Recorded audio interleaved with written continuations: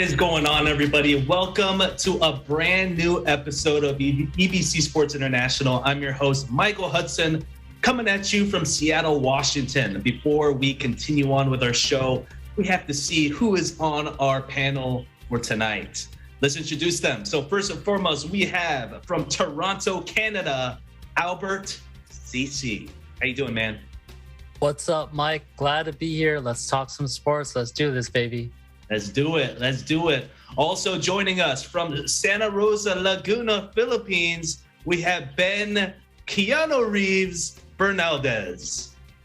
What's up, Mike? And good to be on the show. Some hot takes on NFL, NBA. So let's go for it. Let's do it, baby. Let's do it. And lastly, joining us for his first ever EBC Sports appearance, we have from the City of Angels, Los Angeles, California, his very first time joining us, Mark Maronco. How you doing, man? Hey, Mike, thanks for having me on the show. Looking forward to being able to talk sports and bringing some more insight to the show. Yes, sir. Can't wait. Can't wait to the debate with you. And just a reminder for all of us, for all the viewers tonight, we are just a group of friends discussing sports. But before we get into our main topics tonight, we're going to start off with some news updates from around the world. Mark has an amazing story for us from the NBA as Golden State Warriors sharpshooter shooting guard Steph Curry just made history. Mark? Thank you, Michael. In the first quarter, again against the New York Knicks, Steph Curry breaks the NBA all-time record in three-pointers made, passing Ray Allen's long-time held record at just 33 years old. Players from past and present, along with the fans in the arena, join in celebrating for Steph Curry passing a huge milestone in the NBA history, all the more cementing his place as one of the league's all-time shooters and currently one of the best shooters in the world. With so much more games and seasons left in Curry's tank, only time will tell how far that record would reach. A true Warriors legacy written in history. Back to you, Michael. Thanks, Mark. You know, we're going to tackle this topic later in the show, but man, just total goosebumps watching them break history. But we're going to get into that later in the show. So our next story is from Albert, who has a quick update for us about Tiger Woods. What do you have for us, Albert? Yeah, Mike, after a horrific car accident in February that nearly caused him to lose his right leg, Woods announced that he will play in the 2021 PNC Championship this weekend with his son, Charlie. This will mark the first time that Woods will be in any competitive environment since his Los Angeles car wreck, which left him in a hospital bed for about a month. Now, Woods knows that he doesn't know if he'll be able to play in the PGA Tour again, but he acknowledges that just being able to tee off competitively is a step forward in the right direction. He was filmed last week on the driving range, and many experts actually commented saying that he didn't look like a man who had 5 back surgeries, 5 knee surgeries, and a horrific car accident. Woods was even quoted saying, "For me, I have a long way to go. I have a long way in the rehab process of this leg, and it's not the fun stuff of the rehab." Now, all eyes will be on Tiger as he tees off for the first time in a long while.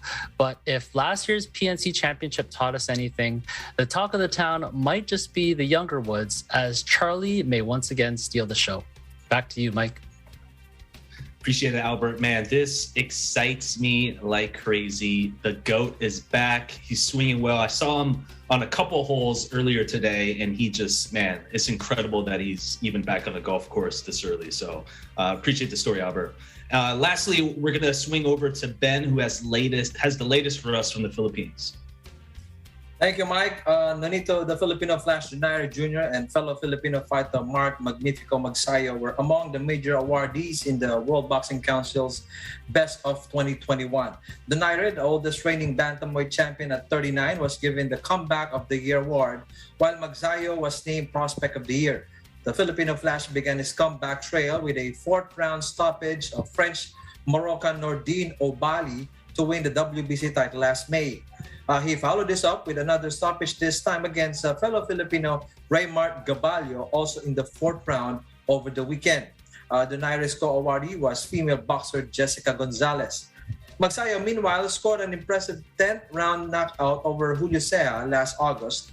This was despite getting decked in the 5th round by the gritty Mexican.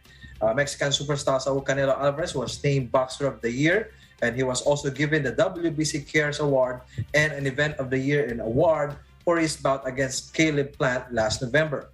Meanwhile, in other story, Senator Manny Pacquiao is vowed to fight for boxing and weightlifting, which are in danger of getting delisted from the 2028 Los Angeles Olympics calendar of sports due to allegation of corruption and mismanagement. Pacquiao is upset by what's happening to these sports. He said it's unfair for the country. Said also Samahang Weightlifting ng Pilipinas President Monico Cuentabella, who act as Pacquiao's advisor in politics and sports. Both sports are significant parts of the country's Olympic history, with weightlifting delivering the first Philippine gold medal in the Games in history, and boxing adding 2 silvers and a bronze in Tokyo. The 4 medals represent the best performance by the country in the quadrennial summer. And he is also looking that they will fight for the sport to be included in the 2028 Olympics. Back to you, Mike. Appreciate the story, Ben. So we're going to go ahead and take a quick break, and we're going to dive right into our topic, starting with the sharp rise in COVID-19 cases in both the NFL and the NBA. We'll be right back.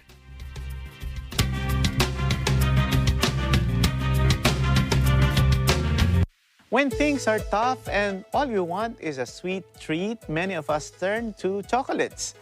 Maaaring magbigay ng agarang kaligayahan ng tsokolate sa pagpapabuti ng ating damdamin, pati na rin ng ating kalusugan. We are on the verge of putting the Philippines on the global chocolate map as the preferred source of premium chocolates. What were the ventures that led to the establishment of our own chocolate production? Ano-ano ang mga epekto ng pandemya sa cocoa sustainability ng bansa? In this episode, we will know more about the tree-to-bar chocolate industry with the chocolate maker of the award-winning Malagos Chocolate, Mr. Rex Puentespina, and Ms. Ann Leonardo, Head of Market Development of Globe Business. Right now, we are taking it one day at a time lang, and this will involve a lot of pencil pushing and compute na to really be competitive. So, practicality is key. Bawat bisita po natin sa website, bili natin ng produkto, tumutulong po tayo sa ating mga negosyanteng Pilipino. At hindi lang po sila, again, ang ating tinutulungan. Tinutulungan din po natin yung mga partner communities nila. All these in this episode of Open for Business.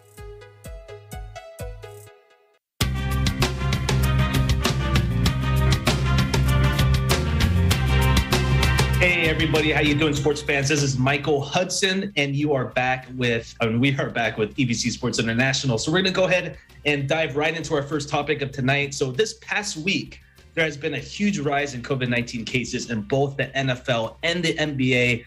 I mean, there's just been chaos everywhere. They've had to reschedule NFL games. Bunch of franchises in the NBA had to forfeit games and postpone games and things of that nature. Many top names have entered the protocol, such as James Harden, Giannis Antetokounmpo, and almost the entire Chicago Bulls squad from the NBA. And in the NFL, you have Odell Beckham Jr., as well as Von Miller, and a bunch of the Rams players that are out. You also have Tyler Lockett of the Seattle Seahawks, as well as Cleveland Browns quarterback Baker Mayfield. So these are a lot of the huge names who have entered the COVID-19 protocol. So Albert, share with us your thoughts on the situation and, what's happening.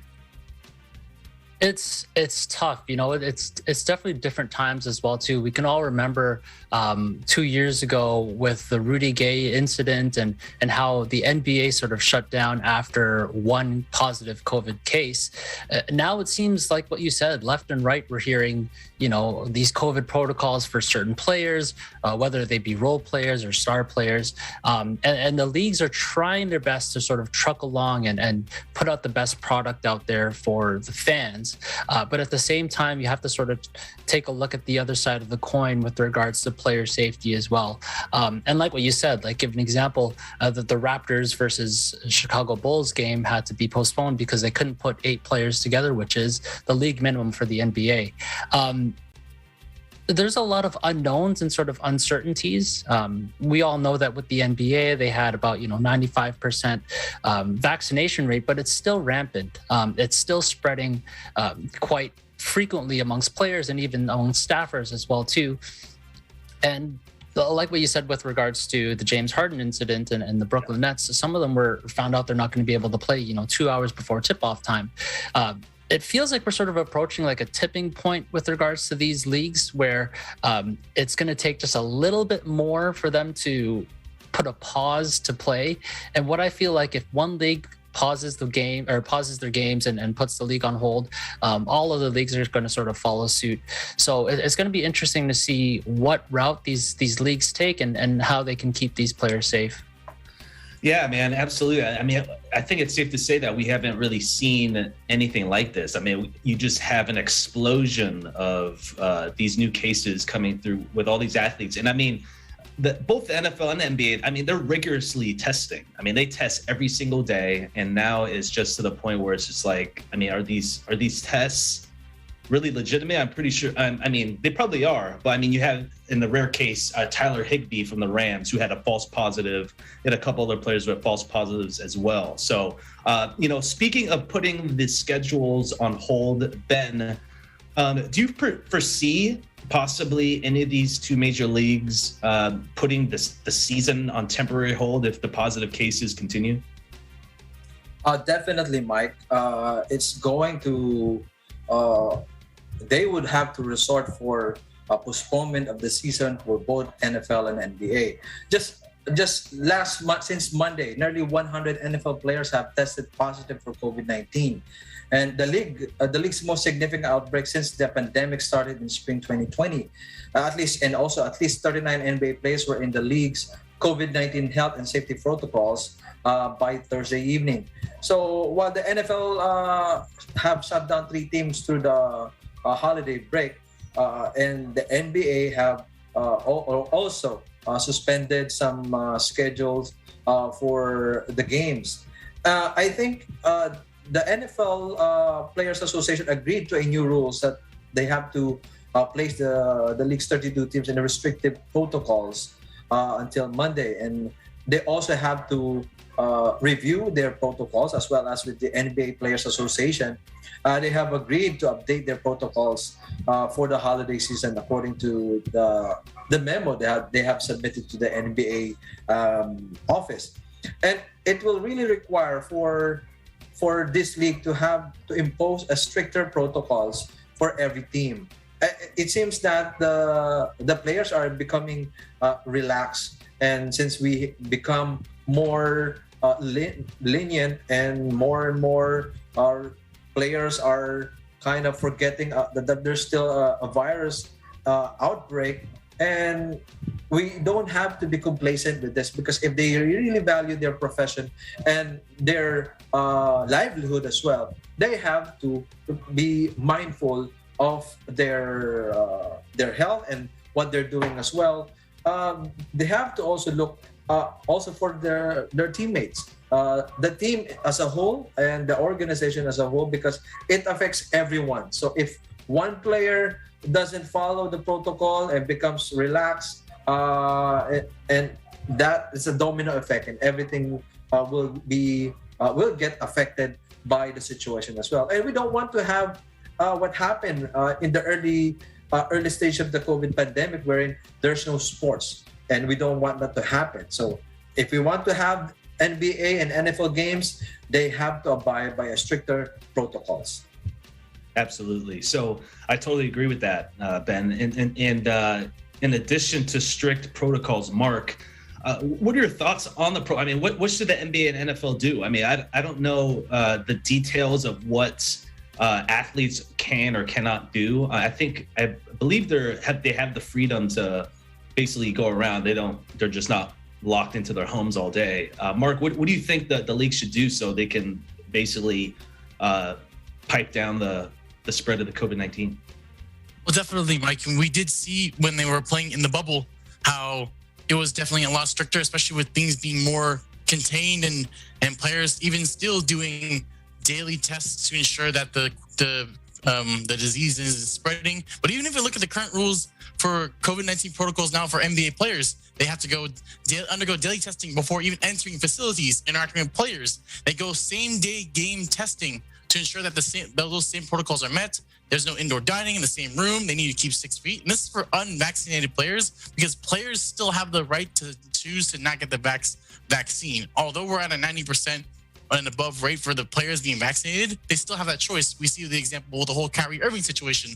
And then on top of that, even when we look at the rules, it's not only just the NBA or whatever franchises rules they have set, it's also the city's rules that to abide by as well. And so we look at Los Angeles, New York, San Francisco. Well, they prevent, for the NBA's case, preventing players from the Clippers, Knicks, the Nets, the Lakers, the Warriors. Like we said before about the whole Kyrie Irving situation. If he doesn't get it, or if he doesn't get some form of the vaccine, he just can't play.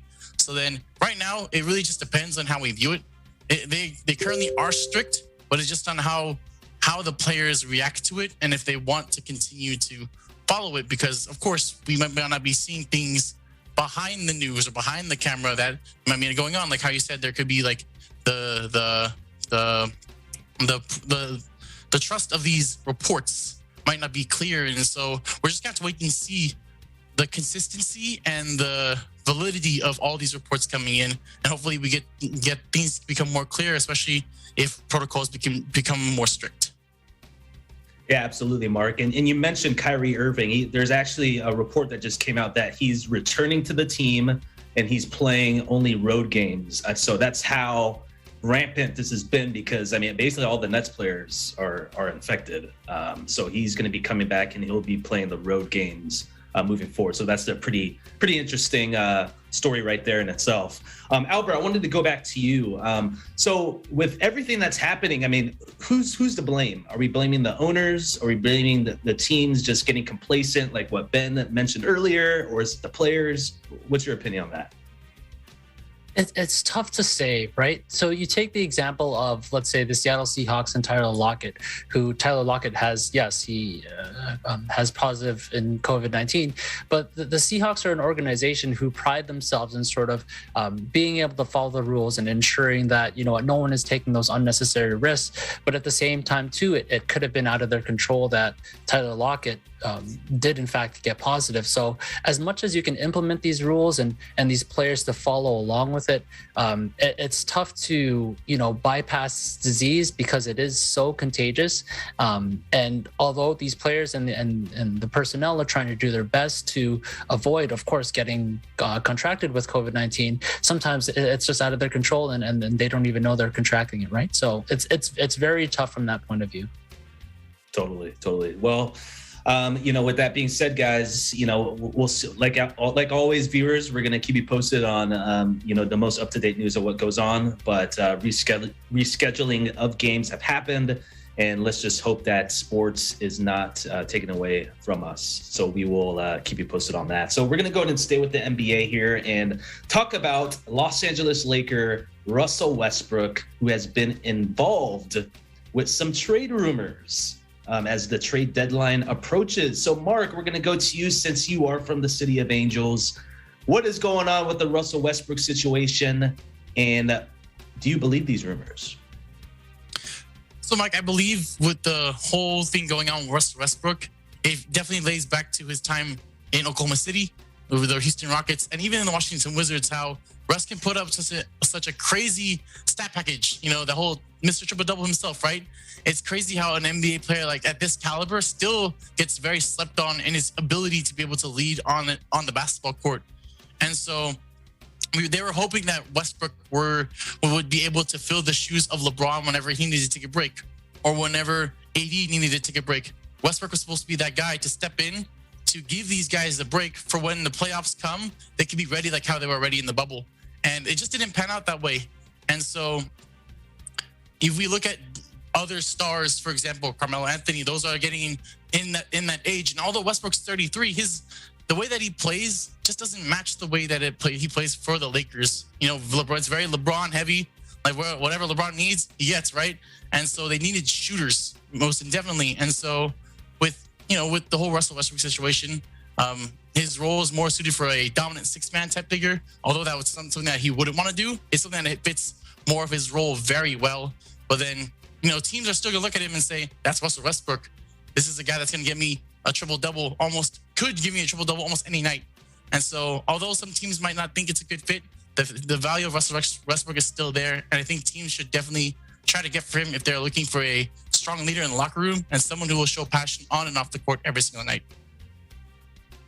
Great take, Mark. You made a good point that, historically, when you look at past LeBron-centric teams, he had snipers everywhere, right? Kyle Korver, J.R. Smith. the list goes on. And you look at the team now, and it's just like, yeah, you have Wayne Ellington, great streak shooter. He made a couple of good threes the other night. Austin Reeves made that game winner the other night. But as far as a consistent, 43+% three-point shooter, is just not there yet.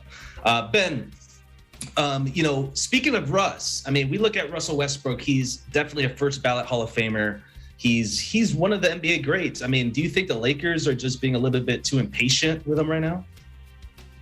Well, I've said this before in our previous episode that they have to, if they want to improve their performance, the Lakers, they have to let go of Westbrook. But now I felt bad with Westbrook, with what's happening to him. The load of the criticism and the jokes is on him. We've seen the last beginning of the season where the Lakers have been losing many times when he's on the floor, and because Russell Westbrook is a ball dominant player. Like Mark said, that his role is to be there when LeBron is out of the game. I think that his primary role.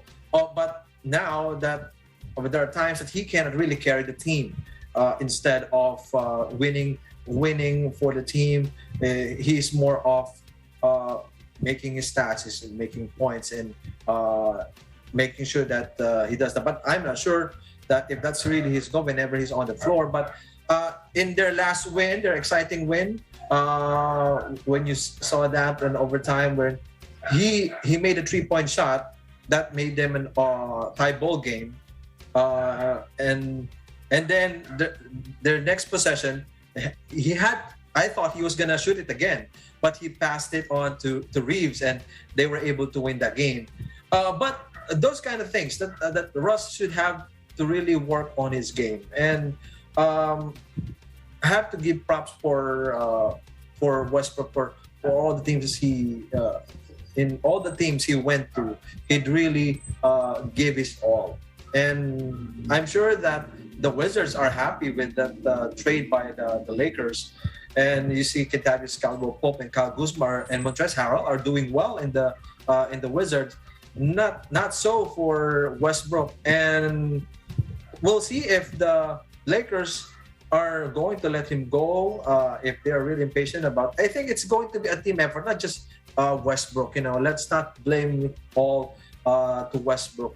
And we all know that his erratic play, and considering how ball dominant he is, plenty of people think it's just a matter of time before the Lakers will look at this and really put him on a trading block.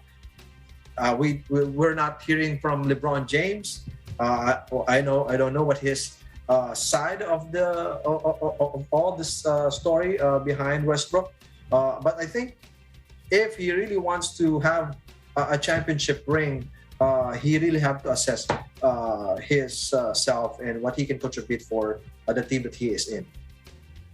Yeah, like they always say, you got to check your ego at the door. Definitely. So, Albert, hypothetically speaking, let's say Russ does get traded. Which team right now would be a really good fit for Russ right now? That's the age-old question, right? Like, where would Russell Westbrook fit? And I think a lot of these teams, especially in the past, have thought it would be a good fit, whether it be the Wizards, whether it be the Rockets, OKC, what have you. The biggest hurdle, I believe, is going to come down to his contract. So Russ is still owed $91 million over the next 2 years. So for teams to be able to match that contract would be definitely the first step. One player that comes to mind is fellow Clutch agent athlete, someone who's sitting down currently with the 76ers, Ben Simmons. Who knows? Again, you're not getting a guy who can shoot, which doesn't really solve the Lakers' problems. But at the same time, it'll be a fresh start for both players. Another team that comes to mind is they recently said that they're selling is at the Indiana Pacers, whether it be Domantas Sabonis, Miles Turner, or even someone like Karis LeVert. But definitely you'd have to match up those contracts once again. And funny enough, someone like Buddy Hield would be a great fit for the Lakers. And I laugh because it's the other route that the Lakers took instead of trading Kuzma, KCP, and Harrell for Russell Westbrook. Buddy Hield was actually the other player that would have been rumored instead of Russell Westbrook. So now they're sort of scratching their head and thinking if they made the right decision. So a number of different teams, but again, I think it's whether the contracts match up and what team would take on that heavy contract of Russell Westbrook. Man, $91 million the next 2 years. That is crazy. Well, hey, thanks for your takes, guys. We're going to talk Steph Curry next because that has just been the biggest story these past couple weeks or so. So don't go anywhere, guys. EBC Sports International will return in a moment.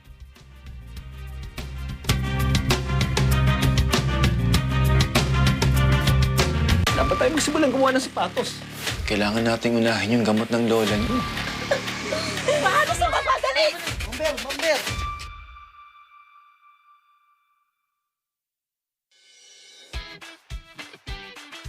Dahil napakalaki ng lalawigan ng Quezon, napakarami pang magagandang destinasyon dito ang hindi pa natin napapasyalan. At marami pang pagkain ang hindi pa natin natitikman.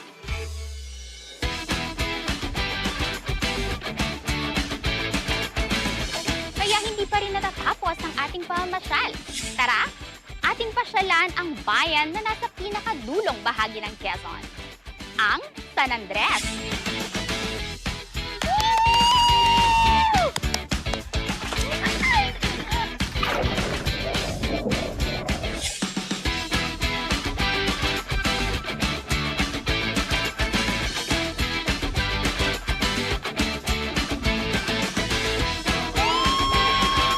Lahat ng yan at iba pa, dito lang sa Tara, Ating Pasyalan.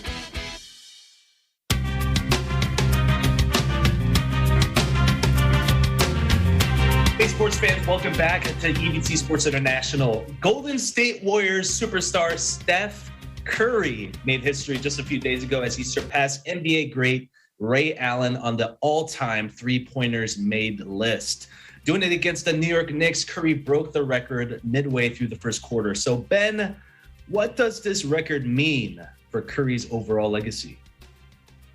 First of all, Mike, I think he is now comfortable, being labeled as the greatest shooter of all time in the NBA because he has surpassed Ray Allen's record and 511 fewer games than Ray Allen.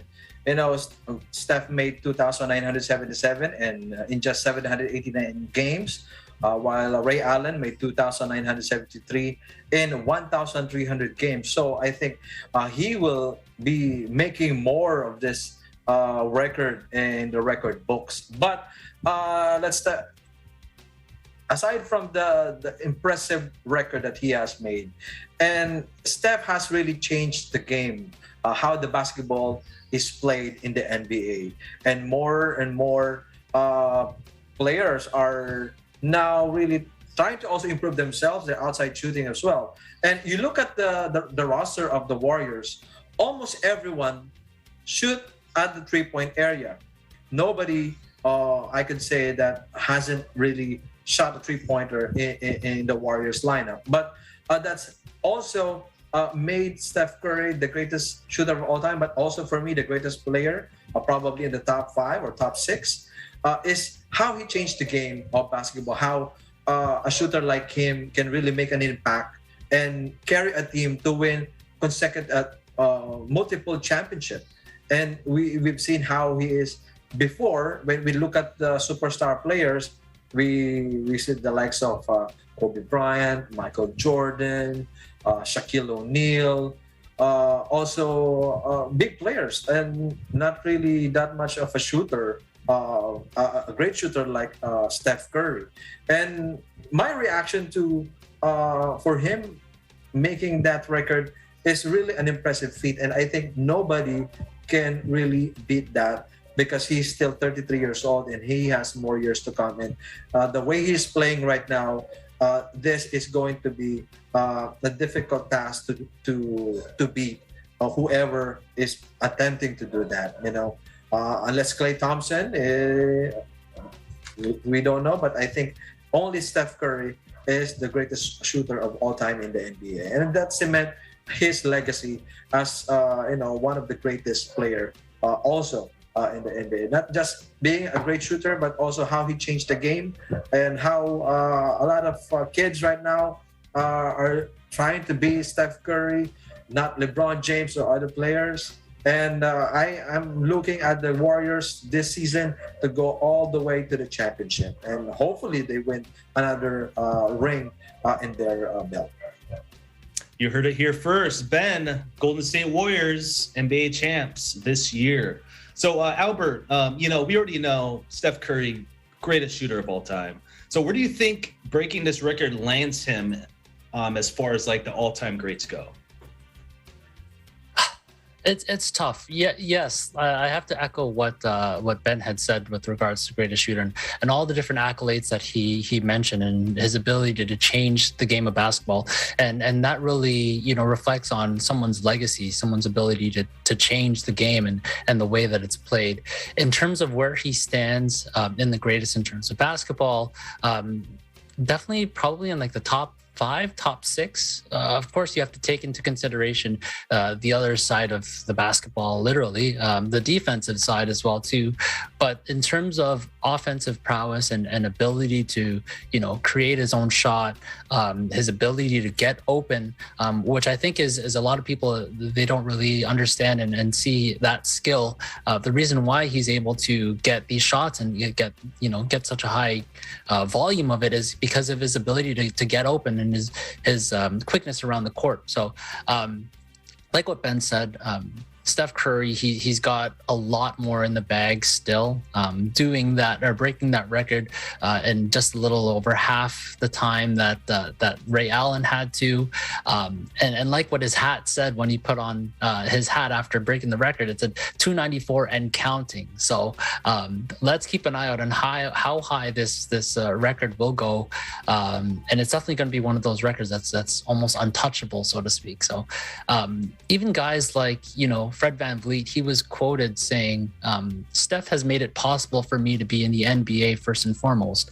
And like what Ben had said, echoing again, a lot of players of that, physical stature, not overly tall, but able to take the shot.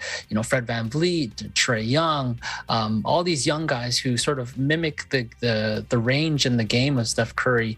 It just shows how great he is. So yes, maybe top 5, top 6 in my book. If he was a lockdown defender, he'd be way up there. But in terms of shooting, he's established himself as one of the greatest players for sure. Definitely, man. I totally agree with you on that. It's just amazing as someone he's 6'2", 6'3", able to just score the basketball like that. I mean, you look at Ray Allen, he's 6'5". Reggie Miller, he's like 6'7", 6'8". These guys are big. So, he just has inspired millions and millions of people. So, Mark, last question to you. With this record out of the way, does this automatically give Steph the regular season MVP in your opinion? Well, that being said, Mike, it's always up in the air who will win MVP. It really just depends on, of course, the record standings, because whoever's number one in their respective conference will always matter, and even number one overall within the NBA. And if the Warriors keep up this pace, Steph Curry deserves the MVP without a doubt. With him being the key cog in a very fast-paced Warriors offense, there's no doubt in anyone's mind Steph Curry is deserving of that. But with that being said, there are a lot of key pieces around the league that have a good shot at winning this title, this piece as well. For example, Chris Paul of the Phoenix Suns. We have Kevin Durant for carrying that Brooklyn Nets team to their current record right now, number one in the Eastern Conference. there's a lot of players that are very deserving of this award, and so we're just going to see how the regular season plays out. The records are looking, and seeing how important each of these players are to their team and whether or not they are deserving of this MVP award. Totally, man. Like you said, we'll keep you posted, and we will see what happens with about 45 games to go in the regular season. So we're going to go ahead and swing it to the NFL. We're going to look at some upcoming matchups for week 15. As I stated earlier, there's been a handful of games rescheduled, but the main games that we're covering in this episode are still good to go for the original schedule. First, we're going to analyze Aaron Rodgers and the Packers versus Lamar Jackson and the Ravens. Mark, what are your initial thoughts on this matchup? You know, A-Rod is still playing, and so him being the great quarterback that he is and being able to adjust to different types of NFL defenses, no matter if it's number one in the league or last in the league, he's still able to make it work, figure it out, and pick his spots where he needs to be. And so for me personally, I think the Packers are going to win this. But again, it's always a game in the game. It's always different when you're out there. The things can happen, and so of course it's always not set in stone. But I have my hopes on the Packers winning the game that's coming up. Well, my fantasy team thanks you, because on both of them I do have Aaron Rodgers and Devontae Adams on my team. So thanks for that. Albert, how about you, my man? What are your thoughts about that matchup? Classic NFC. I think, you know, if the Packers win this game, they will clinch the NFC North and a playoff spot for the third straight season. But I think it's going to come down to a lot of the injuries, especially with regards to the Baltimore Ravens, right? The biggest name being Lamar Jackson. If Lamar Jackson isn't playing, then yeah, pencil in the Packers to win this game and clinch their playoff spot. And the Packers, again, every week they seem to be getting better and better. The Ravens are actually legitimate underdogs at home, and they'll try to take advantage of the run game, but ultimately what I feel it will come down to Aaron Rodgers and the ball being in his hands late in the game. And he's shown us time and time again that, you know, if Aaron Rodgers has a chance to win the game with, a 2-minute drill, he's going to come through. He's number 2 in MVP standings right now. And you know what, the Packers record shows that. So I too have the Packers winning this game. It's going to be close. But again, the big question is if Lamar Jackson is playing. So totally. And Ben, who's taking it? Packers, of course, Mike. You know, Lamar Jackson's injury is certainly going to be a hot topic that everyone will keep their eyes on this week. Even if he's active, I think would have given the edge to the Packers in this one anyway. Rodgers is making a strong case for back-to-back MVP award, and he has been hard to stop this season. And the Ravens defense is battered and bruised, and the Packers defense looks prime and ready to be able to shut down Hubble Jackson for a backup Huntley. And I think Packers are one of the strong contenders this season as well. I will have Packers 33-21, the result for that, Mike. I like that. Packers all over the board. So we will see if A-Rod will get the victory. So we're going to go ahead and go over to our next covered matchup. We have the Tampa Bay Buccaneers, aka Tampa Bay, and we also have New Orleans Saints. So interesting stat: Tom Brady has thrown a pick 6 in every regular season matchup against the Saints ever since he's been with Tampa Bay. So Saints have his number. I mean, he hasn't been able to beat them once yet in the regular season, and they go to Tampa Bay for this Sunday night matchup. So Albert, what are your thoughts on this one? Yeah, it's interesting. Like what you said, for whatever reason, the Saints have Tom Brady's number for it flabbergasted me. But this game, the Bucs are coming in as 11-point favorites. If the Bucs do lose, it'll be the third year in a row, surprisingly, that the Saints beat the Bucs in the regular season. Like what you said, I think the Saints defense matches really well with the Bucks offense. And the Saints are always, very game plan specific, and they're very well coached as well too.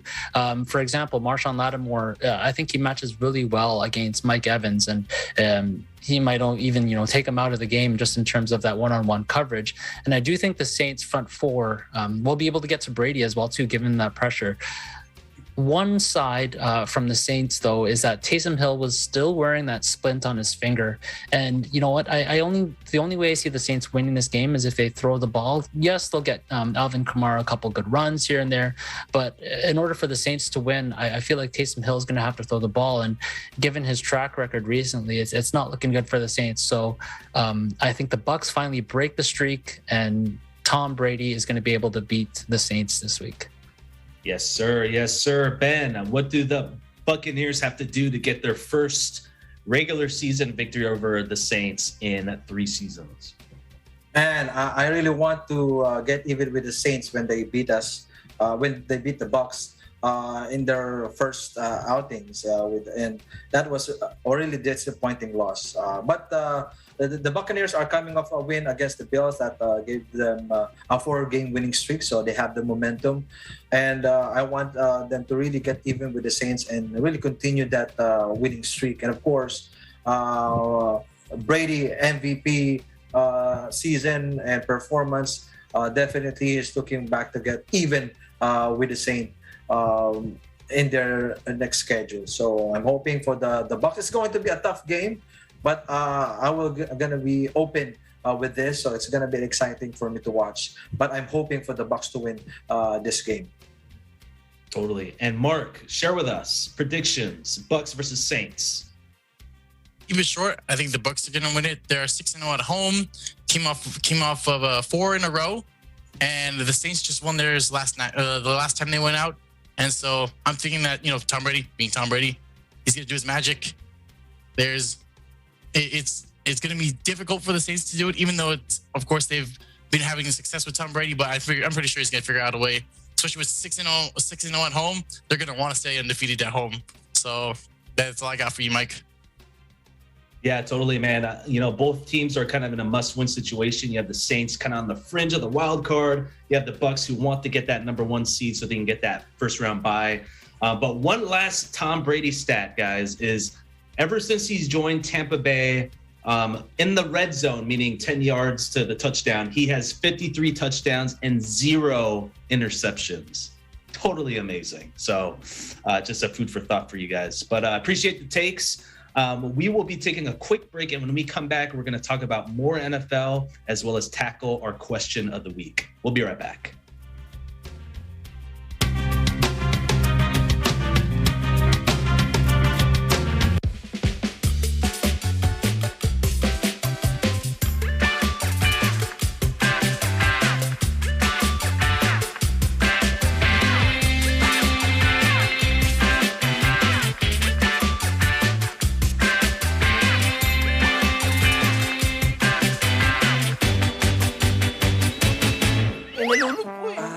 Mouth-to-mouth resuscitation?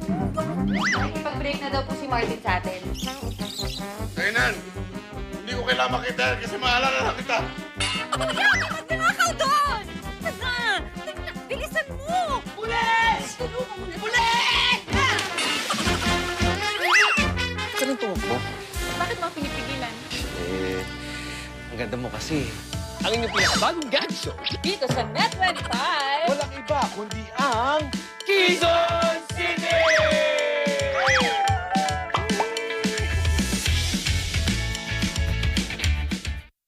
Galing sa diskarte at bilis sa pagpindot ng buzzer, yan ang kailangan para maging winner. Please welcome our special guest na Quezon family! Direct Eric Quezon, Jenny Quezon, Epi Quezon, Vandolph Quezon. Anong taon pinalabas ang pelikula ni Dolphy na Adolfong Hitler? Agad-agad. Bakit mo naisip si Eric? Hindi kasi kuya ko siya, bibigyan ko siya, alam niya. Kaya pinasa ko sa kanya. Binibigyan mo ng chance. Nakakahiya kung mali ka rito, Eric. Yun lang masasabi ko. At ito ang Tara Game! Agad-agad!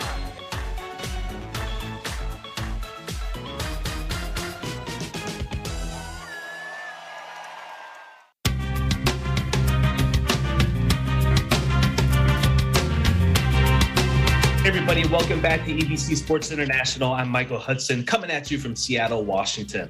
So with the NFL regular season quickly coming to a close, the MVP race has been pretty tight. You basically have the Tampa Bay Buccaneers quarterback Tom Brady, Aaron Rodgers from Green Bay, and Patrick Mahomes kind of teetering and tottering every single week for the MVP lead. So Mark, we'll start with you. In your eyes, who do you think is in the NFL MVP lead right now?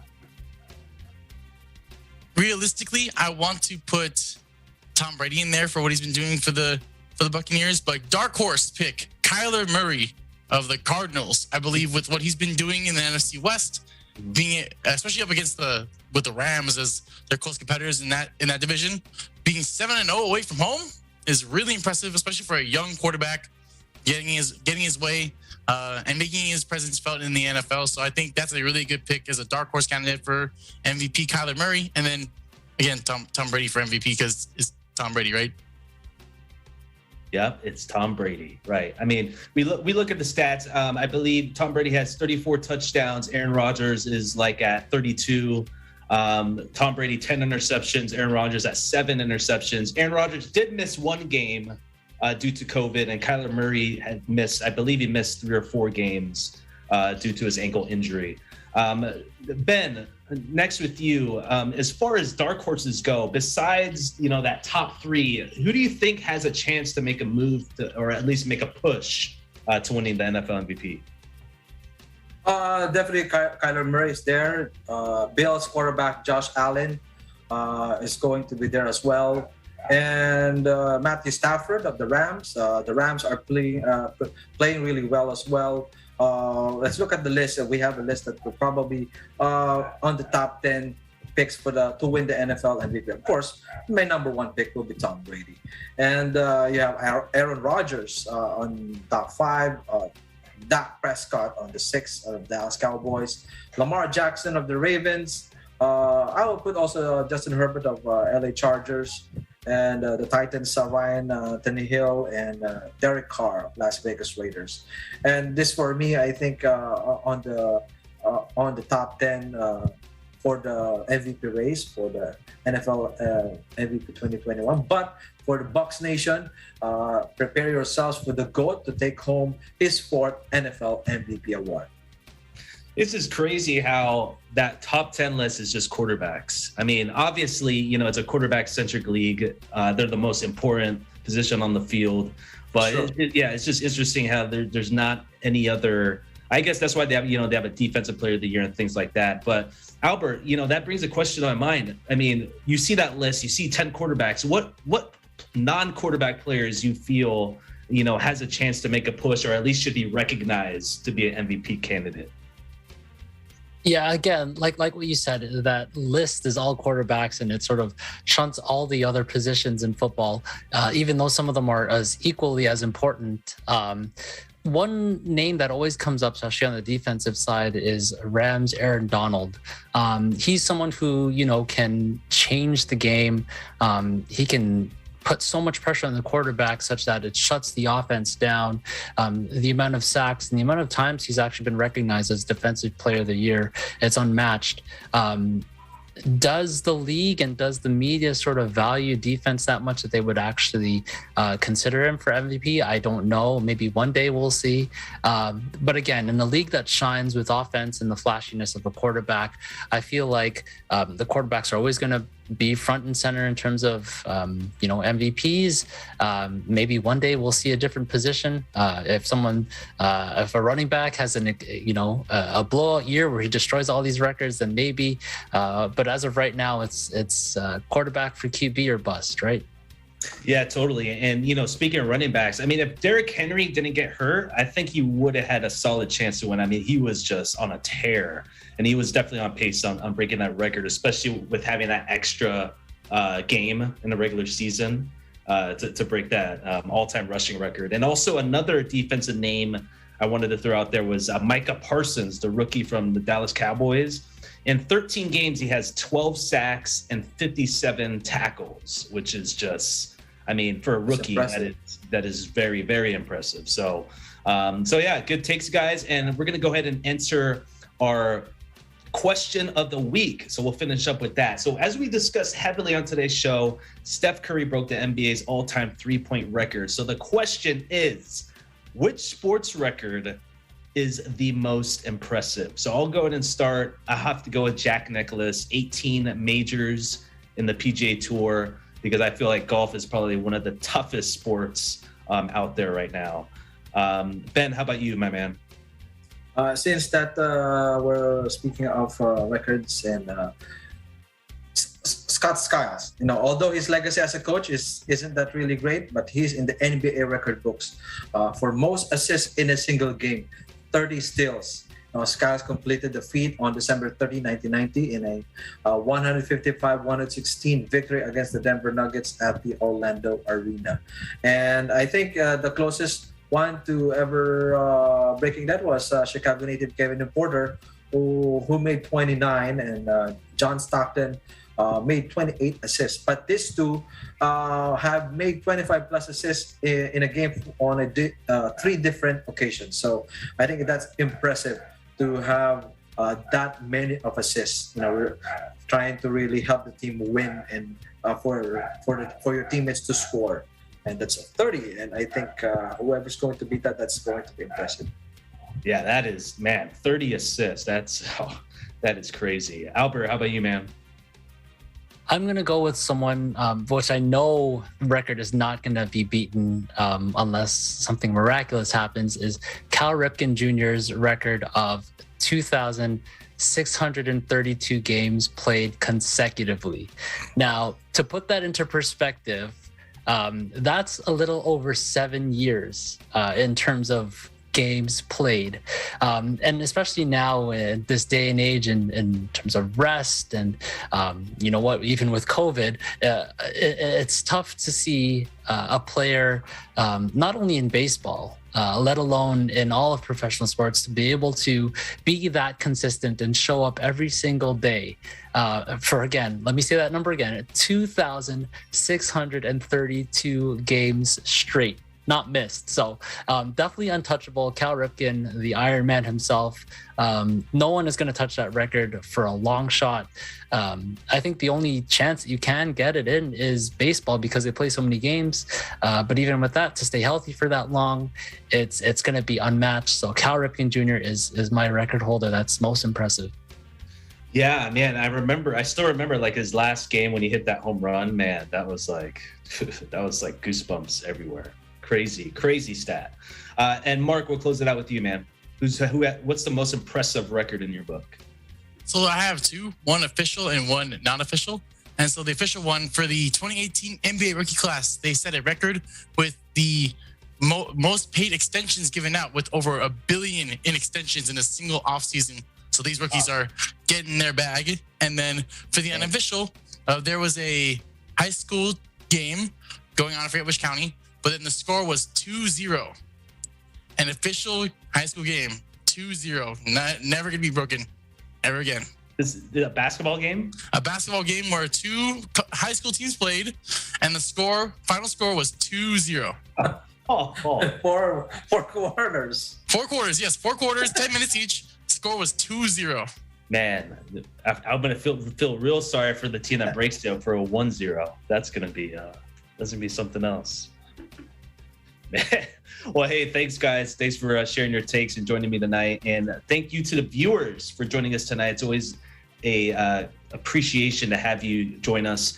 And on behalf of everyone, thank you, and tune in again next week. And make sure to visit our websites at eaglenews.net and eaglenewslive.com, and watch us on net25.com. Like us on Facebook and follow us on Twitter at EagleNewsPH to join the conversation. For Eagle News, I'm Michael Hudson. We live in interesting times.